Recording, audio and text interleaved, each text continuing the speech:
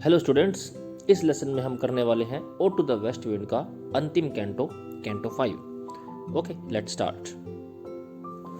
Make me thy lyre even as the forest is. अब यहाँ west wind को वो एड्रेस करते हुए बोल रहा है कि मुझे अपनी वीणा बना लो। लायर एक म्यूजिकल इंस्ट्रूमेंट होता है, वो बना लो। Even as the forest is, जैसे कि तुमने फॉरेस्ट को बनाया हुआ है।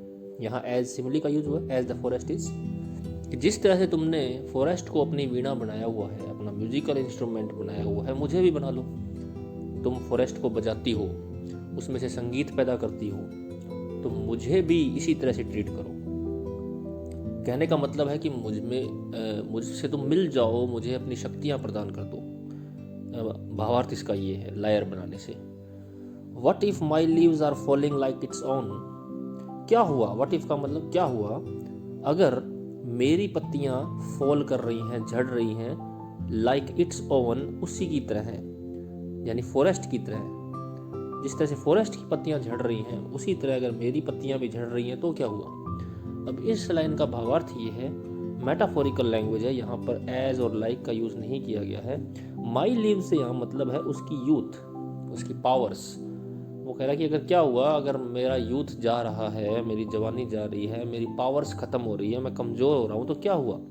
जिस तरह से फॉरेस्ट की पत्तियाँ झड़ती है, उसी तरह से उसने मेटाफोरिकल लैंग्वेज में कहा है कि इंसान की पत्तियाँ झड़ती है, यानी उसका जो ख़त्म होता है यूथ। तो कहता क्या हुआ अगर मेरा यूथ फॉरेस्ट की तरह ख़त्म हो रहा है, जवानी जा रही है, मुझे अपनी ताकत प्रदान करो, मुझे अपनी लायर बना लो। ओके, अब नया सेंस शुरू होता है। The tumult of thy mighty harmonies.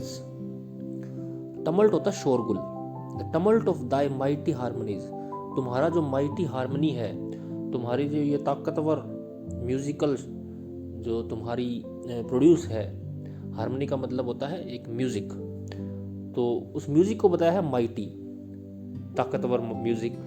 और उस म्यूजिक का शोर, टमल्ट, ये एक तरह से ऑक्सीमोरॉन है कि म्यूजिक है और उसको शोर बोला गया है। Tumult of the mighty harmony, तुम्हारे म्यूजिक का जो शोर है, शोरगुल है, will take from both a deep autumnal tone.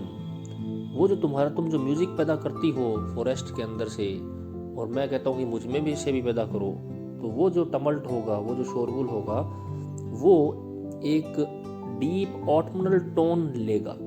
Deep का मतलब गहरा, ऑटमनल टोन का मतलब यहाँ पे है एक सैड टोन। ऑटम का मतलब होता है पतझड़, तो पतझड़ जो है अपने आप में सैडनेस को रिप्रेजेंट करता है।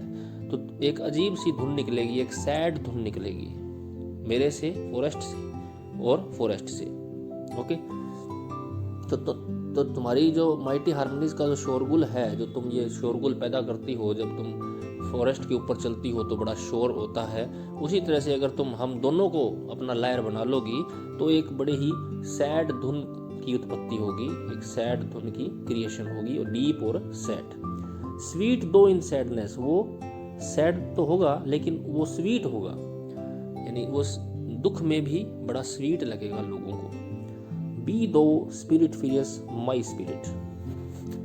अब ये इतनी सी लाइन है, यहीं पे सेंस खत्म हो गया है कि बी बनो, दाऊ तुम बनो, स्पिरिट फियर्स माई स्पिरिट, कि तुम फियर्स स्पिरिट हो, तुम एक भयंकर स्पिरिट हो, भावना हो, आत्मा हो, तुम मेरी स्पिरिट बन जाओ। तुम में बहुत ताकत है। फियर्स का यहाँ पॉजिटिव सेंस में यूज हुआ है कि ताकतवर, शक्तिशाली, भयंकर।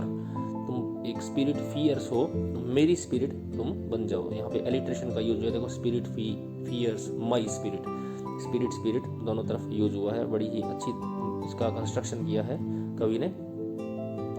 बी दाउ मी, तुम मैं बन जाओ। बी दाउ मी यानी तुम मुझे अपना लो और तुम खुद ही मैं बन जाओ। इम्पेचुअस वन, तुम जो है वो अनकंट्रोलेबल हो, तुम मुझ में समाहित हो जाओ, मैं भी अनकंट्रोलेबल हो जाऊंगा। इम्पेचुअस होता है वो व्यक्ति जिस पे किसी का जोर नहीं चलता है, जो अपने मूड से काम करता है। तुम वैसी हो, इम्पेचुअस वन हो, तुम मुझ में समा जाओ। बी दाउ मी। ओके, आगे चलते हैं। Drive my dead thoughts over the universe, और मुझ में समा करके क्या करो, मेरे अंदर जो डेड थॉट्स हैं मेरे, अब डेड थॉट्स ये भी मेटाफर है एक। डेड थॉट्स का मतलब है उसके अंदर जो विचार उत्पन्न हो रहे हैं वो लोगों तक नहीं पहुंचा पा रहा है, वो उसी के अंदर ही सीमित है। उसके अंदर रेवोल्यूशनरी विचार है उसके काफ़ी। वो चाहता है कि दुनिया तक ये मेरे विचार फैल जाएं, लेकिन वो अंदर ही अंदर पड़े हैं मेरे ही अंदर, वो मर रहे हैं, वो डेड हैं, वो मतलब फैल नहीं रहे हैं तो वो डेड हैं। तो वो जो मेरे डेड थॉट हैं तुम यूनिवर्स तक ड्राइव कर दो, यानी ले जाओ उनको। लाइक विदर्ड लीव्स, अब यहाँ सिमिली का यूज हुआ है लाइक से। जिस तरह से तुम विदर्ड लीव्स को, सड़ी गली पत्तियों को, to quicken a new birth, तुम सड़ी गली पत्तियों को उड़ा करके ले जाती हो और उनसे एक नया बर्थ पैदा करने के लिए उस प्रक्रिया को तुम तेज करती हो। जैसे पहले पहले कैंटों में मैं बताया था ना कि तुम पत्तियों को उड़ा के ले जाती हो और बीजों को उनकी सही जगह पहुंचा देती हो जहाँ पर वो उग जाते हैं। तो यहाँ पे सिर्फ विदर्ड लीव्स की बात की है कि जिस तरह से तुम विदर्ड लीव्स को अपनी जगहों से हटा देती हो और सही जगह पहुंचा देती हो जहाँ से नए जीवन की शुरुआत होती है। तुम पत्तियों को उड़ा के ले जाती हो पुरानी को और नई पत्तियाँ फिर उग जाती हैं, तो तुम जो है एक नए बर्थ को क्विकन करती हो। उसी तरह से तुम मेरे डेड थॉट्स को फैला दो यूनिवर्स में। And by the incantation of this verse, और इस वर्ष के प्रभाव से, ये जो मैं कविता अब लिख रहा हूँ ये वर्ष जो है इसके प्रभाव से, इनकैंटेशन का मतलब होता है मैजिक, स्पेल, प्रभाव। स्कैटर, फैला दो। इस वर्ष के इनकैंटेशन से, इस वर्ष के प्रभाव से स्कैटर कर दो, फैला दो। किस तरह से फैला दो, पहले तो देखते हैं क्या फैला दो। स्कैटर ये है एशेज एंड स्पार्क्स, ये फैला दो। राख और स्पार्क यानी अंगारे, चिंगारियां, वो फैला दो। किस तरह से, इस तरह से, एज फ्रॉम एन अनएक्सटिंग्विश्ड हर्थ, जैसे कि कोई अनबुझा हुआ चूल्हा होता है। अनएक्सटिंग्विश्ड का मतलब है जो बुझा हुआ नहीं हो, एक्सटिंग्विश मतलब बुझा हुआ। तो मान लो कोई चूल्हा है जिसमें आग जल गई, आग जलने के बाद अब आग तो नहीं जल रही लेकिन उसमें अंगारे पड़े हैं, तो हम उसको अनएक्सटिंग्विश्ड हर्थ बोलते हैं। तो वो कहता है कि जिस तरह से एक अनबुझा हुआ चूल्हा होता है, उसके अंदर अंगारे होते हैं, राख होती है, स्पार्क्स होती है, उस चूल्हे से तुम हवा बन करके वो अंगारे जो हैं पूरी दुनिया में फैला दो। अब ये अंगारे क्या हैं, उसके डेड थॉट्स, उसके क्रांतिकारी विचार जो उसी तक ही सीमित है, लोगों तक अभी नहीं पहुंचे हैं। तो वो उस वेस्ट विंड को एड्रेस करके ये बोल रहा है कि तुम मेरे जो विचार हैं पूरी दुनिया तक पहुंचा दो। जैसे कि कोई चूल्हे के अंदर आग पड़ी होती है, वो यूजलेस होती है, तुम हवा बन के उनको उड़ा करके ले जाओ और पूरी दुनिया में फैला दो।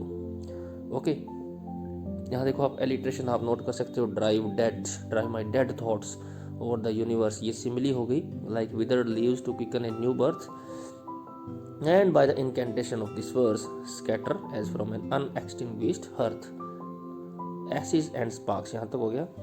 my words among mankind, ये भी पिछले सेंस का, इसी सेंस का हिस्सा है। ashes and sparks को स्कैटर कर दो, my words among mankind, तो मेरे वर्ड्स जो हैं उस ashes और sparks की तरह हैं, इनको आप mankind तक स्कैटर कर दो, फैला दो पूरी मानवता में। be through my lips to unawakened earth, be through my lips to unawakened earth, यहाँ बी के बाद आप सीधा ये पढ़ो एक बार, be the trumpet of prophecy, तुम प्रोफेसी का ट्रम्पेट बनो। प्रोफेसी का मतलब होता है भविष्यवाणी करना, पहले से ही बता देना, तो उसका ट्रम्पेट बनो। ट्रम्पेट एक म्यूजिकल इंस्ट्रूमेंट होता है जो फौजियों को जगाने के लिए काम में आता है, ये आर्मी वाले लोग इस्तेमाल करते हैं। तो वो कहता है कि तुम एक प्रोफेसी का ट्रम्पेट बनो, किसके द्वारा, थ्रू माई लिप्स, मेरे लिप्स के द्वारा, यानी मुझे अपना साधन बना लो, मैं प्रोफेसी करूँगा, मैं मानवता को एक नए युग का आगाज करूँगा। तुम मेरे लिप्स के माध्यम से, वो बार बार कह रहा ना तुम मैं बन जाओ, तुम मैं बन जाओ, मुझे संभालो अपने अंदर, मुझे अपनी वीणा बना लो। तो वो ये कह रहा है कि मुझे बस अपनी शक्तियाँ प्रदान करो, मैं ताकतवर होकर अपने सारे जो मेरे विचार हैं वो मैं दुनिया के सामने लाना चाहता हूँ, जो मेरे अंदर पड़े हुए हैं, इसका सार ये है। तो वो कहता है कि मेरे लिप्स के माध्यम से अनअवेकन्ड अर्थ, अनअवेकन्ड अर्थ का मतलब वो लोग जो सोए हुए हैं, जो अपने अधिकारों के प्रति जागरूक नहीं है, जो अंधविश्वासों में खोए हुए हैं, जो पुरानी रीति रिवाजों को आंखें बंद करके मान रहे हैं, ये मेटाफर है अनअवेकन्ड अर्थ। अनअवेकन्ड अर्थ यानी वो लोग अर्थ के जो जागे हुए नहीं हैं, जो सो रहे हैं, जागे होने का मतलब भी वो लिटरल सेंस में नहीं है, जागे होने का मतलब अभी वो जो नए विचारों को उन्होंने आत्मसात नहीं किया है। तो वो कहता है कि तुम एक ट्रम्पेट ऑफ प्रोफेसी बनो मेरे लिप्स के माध्यम से, किसके लिए? अनअवेकन्ड अर्थ के लिए। ओ विंड, फिर वो विंड को एड्रेस करता है, if winter comes can spring be far behind. ये बहुत ही फेमस लाइन्स है, लास्ट लाइन है इस कैंटो की और इस पोइम की भी। बहुत ही आशावादी ऑप्टिमिस्टिक नोट है इसके अंदर कि अगर सर्दियाँ आती हैं तो फिर बसंत दूर थोड़ी रहती है। यानी कोई भी सिचुएशन जो है जीवन की वो परमानेंट नहीं है। अगर आज हम दुख में हैं, प्रॉब्लम में हैं, आज हम पर दुखों का साया है, तो इसका मतलब ये नहीं है कि हमेशा ही रहेगा। साइकिल चलता रहता है, जैसे ऋतुएं बदलती रहती हैं वैसे हमारा समय भी बदलता रहता है। दुख के बाद सुख और सुख के बाद दुख आता है। तो वो इसमें अपनी बात कह रहा है कि आज की डेट में जो लोग हैं अंधविश्वासों में पड़े हैं, रूढ़िवादी हो चुके हैं, ऑर्थोडॉक्सी है और मानते नहीं है, नई चीज़ों को स्वीकार नहीं करते हैं, परंतु ऐसा हमेशा नहीं होने वाला, कभी न कभी तो बदलाव आएगा। इसको आप किस भी सेंस में पढ़ सकते हो। मेन मुद्दा ये इसमें कि कोई भी सिचुएशन है वो परमानेंट नहीं होती है। हमें दुखों से हार नहीं माननी चाहिए, निराशाओं से हार नहीं माननी चाहिए, दुखी नहीं होना चाहिए, क्योंकि साइकिल चलता रहता है। If winter comes can spring be far behind. अगर आज आपको प्रॉब्लम है तो इन लाइन से आप बहुत इंस्पायर हो सकते हो कि कोई बात नहीं, हर स्थिति जो है वो परमानेंट नहीं होती, स्थितियाँ बदलती रहती हैं। Winter comes can spring be far behind. तो ये जो लिटरेरी डिवाइस है इसको हम रेटोरिकल क्वेश्चन बोलते हैं। ये आप देखो क्वेश्चन है, रेटोरिकल क्वेश्चन वो होता है जिसका आंसर एक्सपेक्ट नहीं किया जाता, जो क्वेश्चन में ही आंसर छिपा होता है। अब इसमें आंसर छिपा ही हुआ है ना कि सही बात है, विंटर अगर आ गई है तो स्प्रिंग भी आएगी, इसके अंदर ही आंसर छिपा हुआ है। तो ये क्वेश्चन के लिए नहीं पूछा गया, ये कोई क्वेश्चन कर नहीं रहा है, इसके लिए आंसर की जरूरत ही नहीं है देने की। बहुत सारे ऐसे हम डेली लाइफ में ऐसे क्वेश्चन पूछते हैं कि मैं क्या पागल हूँ जो इतना भी नहीं समझता। तो ये जो क्वेश्चन है ये रेटोरिकल क्वेश्चन है, क्योंकि इसमें बोलने वाला जो है ये क्वेश्चन नहीं कर रहा है, वो क्वेश्चन के फॉर्म में ये बता रहा है कि मैं सब समझता हूँ। ओके, तो ये रेटोरिकल क्वेश्चन की डिवाइस जो है यहाँ इसमें लास्ट में यूज हुई है। इसका दूसरा नाम इंटेरोगेशन भी है, इसको इंटेरोगेशन भी बोल देते हैं। ओके स्टूडेंट्स, तो आई होप आपको ये पोएम अच्छे से समझ आ गई होगी। अब अपने इसका क्रिटिकल एप्रिसिएशन नेक्स्ट लेसन में करेंगे। Okay students, good bye, good luck and please subscribe the channel and like the video. Goodbye.